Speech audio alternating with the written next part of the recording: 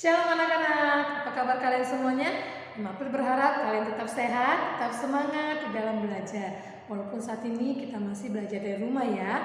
Nah, hari ini kita akan mulai pembelajaran kita yang baru. Sebelum kita belajar, kita berdoa dulu. Semua lipat tangannya, tutup matanya, kita berdoa. Bapak yang baik, terima kasih kalau pada hari ini kami boleh diberi kesehatan ketika kami bangun di pagi hari. Kami diberikan nafas kehidupan, juga kesehatan daripada Tuhan.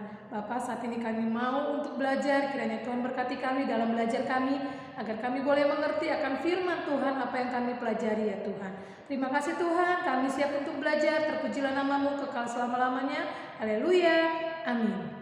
Nah, hari ini kita akan masuk dalam pembelajaran yang ke-12. Pembelajaran yang ke-12 itu judulnya adalah hidup tertib ya. Kalian buka buku paket kalian. Buka buku paketnya itu ada di halaman 116 ya. Halaman 116 judulnya adalah hidup tertib. Biasa memang akan bacakan, kalian tolong perhatikan buku paket kalian ya. Ada sebentar kita akan baca dari awal dari halaman 115 ya, materi yang dibawanya. Pernahkah kamu mendengar kata peraturan? Apa arti peraturan dan mengapa harus ada peraturan? Nah, kalian boleh garis bawahi yang ini. Peraturan adalah pedoman agar manusia dapat hidup tertib dan teratur. Peraturan adalah pedoman agar manusia dapat hidup tertib dan teratur ya. Jika tidak ada peraturan, manusia bisa bertindak sembarangan tanpa terkendali dan sulit diatur. Tahukah kamu tujuan peraturan? Baik peraturan yang ada di rumah, di sekolah maupun di masyarakat. Bertujuan, kalian boleh garis bawah ini, supaya orang yang ada di dalamnya dapat hidup tertib dan teratur. Ya, kalau tujuannya adalah agar orang yang ada di dalamnya, misalnya di sekolah, peraturan di sekolah agar setiap warga sekolah hidup tertib dan teratur. Apa peraturannya? Misalnya tidak boleh datang terlambat, tidak boleh mencontek, bisa bergaul dengan teman-teman gitu ya. Ada peraturannya. Terus rambut tidak boleh panjang bagi yang laki-laki, kukunya harus bersih, pakaiannya harus rapi. Itu adalah peraturannya. Datang dengan tepat waktu ya. Itu peraturannya. Kalau ada yang melanggar, gimana men? Ya akan ada sanksi atau hukuman yang akan diberikan oleh orang yang melanggar peraturan tersebut ya. Nah, supaya kita hidup tertib dan teratur ya. Nah, hidup tertib artinya kalian boleh garis bawahin juga. Hidup sesuai dengan aturan yang berlaku. Hidup tertib artinya hidup sesuai dengan aturan yang berlaku. Hidup tertib adalah salah satu contoh hidup disiplin. Hidup tertib adalah salah satu contoh hidup disiplin. Disiplin adalah, nah ini juga ada, kalian garis bawahi juga, salah satu karakter bangsa Indonesia. Kamu ingin menjadi anak yang memiliki karakter disiplin, berarti kamu juga harus menjadi anak yang mau hidup tertib. Kalau kita mau memiliki karakter anak yang hidup disiplin, kita harus hidup tertib di dalamnya ya. Kita dapat belajar hidup tertib dari Bapak Nuh ya. Kita sering belajar Bapak Nuh nih. Bagaimana tentang hidup tertib Bapak Nuh nih? Dalam Kejadian 6 ayat 9 sampai 22 dikatakan, dari semua orang yang ada di bumi ini pada waktu itu hanya Bapak Nuh yang hidup sesuai dengan kehendak Tuhan. Bapak Nuh mentaati semua perintah Tuhan. Bahkan ketika Tuhan menyuruh Bapak Nuh membuat bahtera, Bapak Nuh tetap melakukannya padahal waktu itu masih belum ada hujan, apalagi banjir.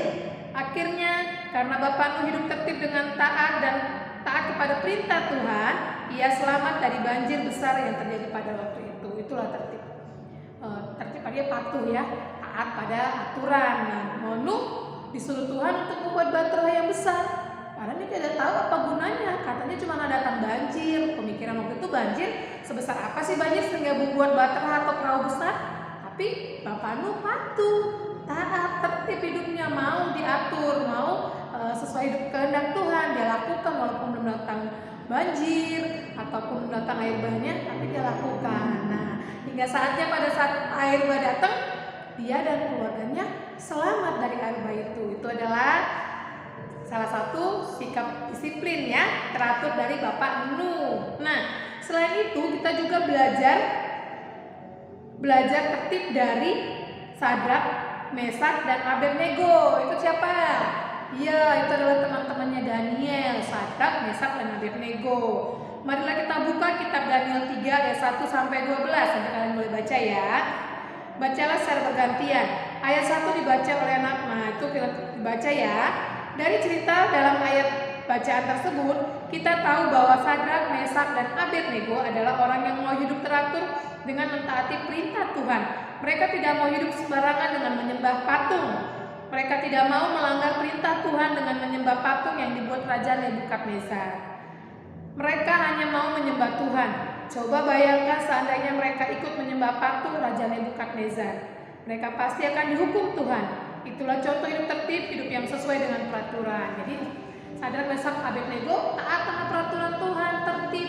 Mereka bahkan melakukan apa yang Tuhan mau gitu ya.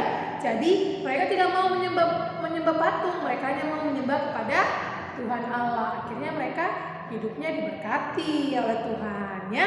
Nah, selain itu juga kita dapat belajar dari Tuhan Yesus yang memberikan contoh yang sangat baik. Dia menunjukkan hidup tertib. Dalam kitab Injil Markus 1 ayat 39 sampai 35 sampai 39, kita dapat mengetahui bahwa pagi-pagi sekali Tuhan Yesus sudah bangun. Apa yang Tuhan Yesus lakukan setelah bangun? Apakah dia pergi begitu saja? Tidak. Tuhan Yesus pergi ke tempat yang sepi dan berdoa. Tuhan Yesus biasa memulai harinya dengan berdoa. Setelah itu baru melakukan pekerjaan yang lain. Dia tidak lupa pagi-pagi ketika bangun Tuhan Yesus langsung berdoa. Sama seperti Daniel ya. Daniel salah satu orang yang tokoh Alkitab yang tertib hidupnya. Dia mau pagi-pagi bahkan sehari 3 kali dia berdoa kepada Tuhan gitu ya. Bagaimana dengan kita? Apakah kita sudah tertib baik di rumah, di sekolah, dan di masyarakat? Saya di rumah, mamanya bilang, ayo kerjakan tugasnya. Apakah kalian patuh? Taat. Di sekolah juga, ayo sudah kerjakan tugas ya anak-anak, hari ini kita kumpulkan PR-nya. Apakah kalian taat? Nah, apakah itu artinya hidup tertib? Di masyarakat, bermain dengan teman, jangan kasar gitu ya, jangan kalau main izin itu peraturan dari rumah ya. Jadi kita biar bisa selalu boleh diterima oleh masyarakat dimanapun kita berada, kita harus hidup dengan aturannya yang ada ya. Oke, nah kamu juga harus demikian, kamu harus hidup tertib dengan mentaati peraturan-peraturan yang ada, baik di rumah, di sekolah, atau lingkungan masyarakat. Sesungguhnya peraturan dibuat untuk kebaikanmu dan membiasakan hal baik untukmu. Misalnya peraturan yang ada di rumah yang harus kamu taati, antara lain ini ya. 1. Bangun pagi hari. 2. Setelah bangun tidur berdoa, membaca Alkitab dan merenungkannya kurang lebih 10 menit. Yang ketiga, merapikan tempat tidur. Yang keempat, belajar dan mengerjakan PR. Yang kelima, berdoa sebelum dan sesudah makan. Yang keenam, sebelum berangkat sekolah harus sarapan, berdoa, kemudian berpamitan dengan kedua orang tua. Yang ketujuh, hari Minggu harus ke sekolah Minggu. Dan banyak lagi aturan-aturan yang ada di rumah. Nah, kalau yang ada di sekolah misalnya, datang ke sekolah tepat waktu, berdoa sebelum memulai pelajaran, mengikuti upacara bendera, mengikuti semua jam pelajaran dan tekun belajar, memakai seragam yang sudah ditentukan, sebelum masuk kelas mencuci tangan dan dengan sabun, terus membuang sampah pada tempatnya dan juga lain sebagainya ya. Terus kamu juga harus hidup tertib di lingkungan masyarakat, misalnya membuang sampah pada tempatnya, memakai helm standar ketika naik motor, tidak menyeberang sembarangan di jalan umum, kendaraan berhenti jika ada lampu merah, tidak boleh membuat keributan dan lain-lain. Menjaga kebersihan lingkungan itu juga salah satu ya. Sebagai anak Tuhan yang baik dan mau hidup tertib, kamu harus mentaati peraturan-peraturan yang ada. Apa akibatnya kalau kamu tidak hidup tertib? Kamu bisa mendapat hukuman dari orang yang membuat aturan. Misalnya di rumah, kamu tidak mau bangun pagi, tidak mau merapikan tempat tidur, tidak mau sekolah Minggu, tidak mau berdoa sebelum dan sesudah makan. Kalau kamu seperti itu, mungkin saja orang tuamu akan memarahimu. Atau di sekolah, misalnya kamu sering datang terlambat, tidak mengerjakan PR, atau tidak mau mengikuti upacara bendera, bisa saja kamu dihukum oleh gurumu ya.